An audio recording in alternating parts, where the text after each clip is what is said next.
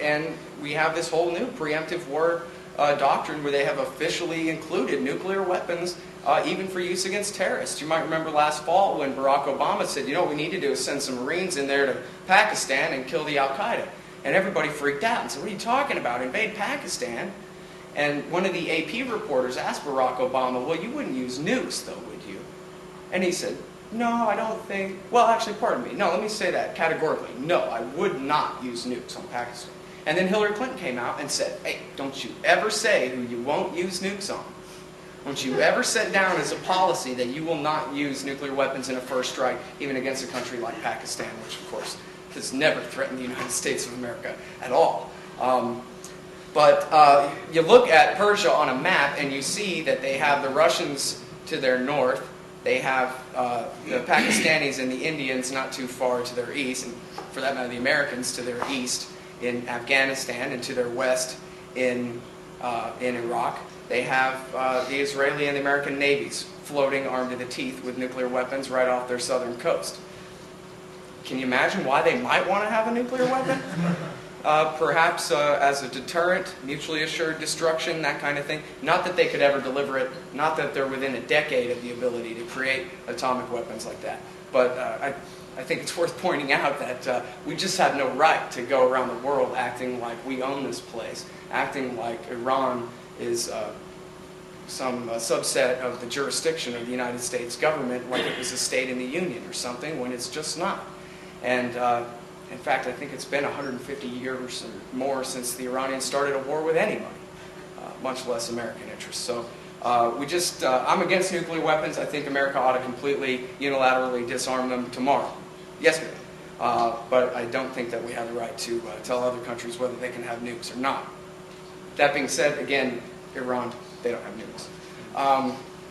Okay, now, pardon me, I think I skipped a section here. Iraq, Iran's role in Iraq. A great deal has been made of Iran's support for Muqtada al-Sadr and the Mahdi army. And nowadays, basically, you're just supposed to forget the fact that we fought 4 years of this war against the Sunni insurgency. They're the ones who killed 4,000 of our guys patrolling in Anbar province and up near Mosul. Now, all of a sudden, you're just supposed to forget.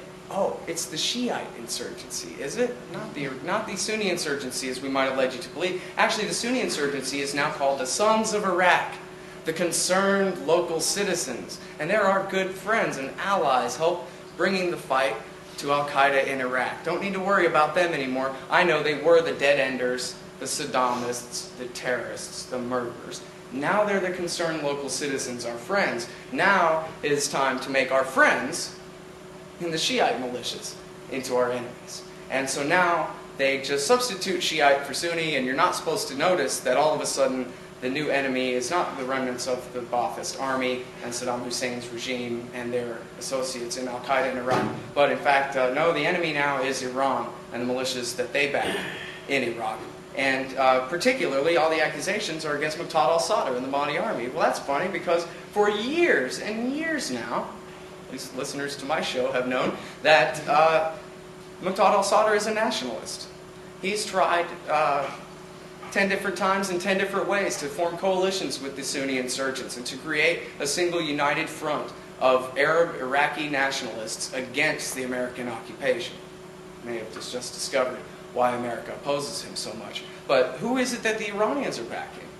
Well, to a degree it's true that they're backing Sadr now, but this is only a recent development in the last 6 months after he's basically been put in a position where he has no choice. But this entire time that America's occupied Iraq, the Iranians have backed the very same factions that the United States has backed. The Supreme Council for Islamic Revolution in Iraq and the Dawa Party. And this goes back to a split between the Sadr clan and the Hakim clan of Shiite leaders. During the 1980s, during the Iran-Iraq War, the Hakim clan, the Supreme Islamic Council and the Dawa Party, they fled to Iran. And in fact, many of them were recruited as torturers of prisoners of war and so forth. The Sadr clan stayed in Iraq. And Muqtada al-Sadr's father and father-in-law were both murdered by Saddam Hussein. And so here's a guy who's just got all this credibility around him from his father and his father-in-law. And from being persecuted, from staying in Iraq during the bad times when the Supreme Islamic Council and the Dawa Party types were in Iran. And when we invaded in 2003, Ahmed Chalabi and the neocons brought the Supreme Islamic Council in on our heels. And it took them a little while. There's a funny little anecdote actually about Paul Bremer saying to the 24-year-old daughter of a Republican donor that he had with him, running things over there. He said, "Who's this Ayatollah Sistani?" And she said, "Oh, he's a minor cleric. Don't worry about him." Well, of course, it turns out that the Ayatollah Ali al-Sistani is the Shia Pope. He is the highest-ranking Shiite cleric on earth. And yeah, he's been spending the last couple of decades in Iran. Now he's back in Iraq. And guess whose interests he's looking out for? This minor cleric. And so this whole time, America has backed the Supreme Islamic Council and the Dawa Party and their shared army, the Badr Corps, for one primary reason. It's not because they're backed by the Iranians. It's because they need us. It's because they need us. Nobody else in Iraq needs us to help them dominate the place. If America were to leave, the Sadrists would have the upper hand among the Shiite Arabs, not the Supreme Islamic Council. So as long as Abdulaziz al-Hakim is willing to invite American forces to stay and occupy that place in order to, provide stability and so forth, then that's exactly what we've done. Now, these are the guys who won the purple-fingered election. They came out in 2004 and said, "We want one man, one vote." And Paul Bremer said, "Yeah, right, one man, one vote. We'll set up a puppet government and you'll like it." And Ayatollah Sistani said, "Hey, everybody, if anybody here believes in Allah, I'd like you to go out into the street and demand one man, one vote, please." And so that's exactly what happened. About 500,000 Iraqi Shiites came out into the street and demanded one man, one vote, and made it clear in no uncertain terms to George Bush and Dick Cheney that if they did not allow them one man, one vote, they would have to start the war all over again against the Shiites in the South, who had basically been passive and had let the occupation go on around them, biding their time. And so, what did Bush do? The only thing he could. He let him hold an election. He tried to use the CIA to back Iyad Alawi. That didn't work. Alawi got 2%. The Alawi-Chalabi ticket got about 2%.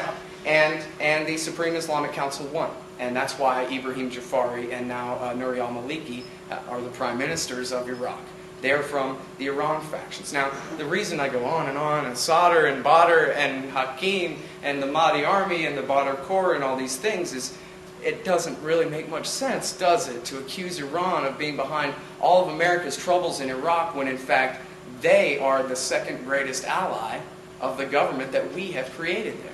George Bush's Quisling Vichy government is backed second only by Iran. No one else on earth supports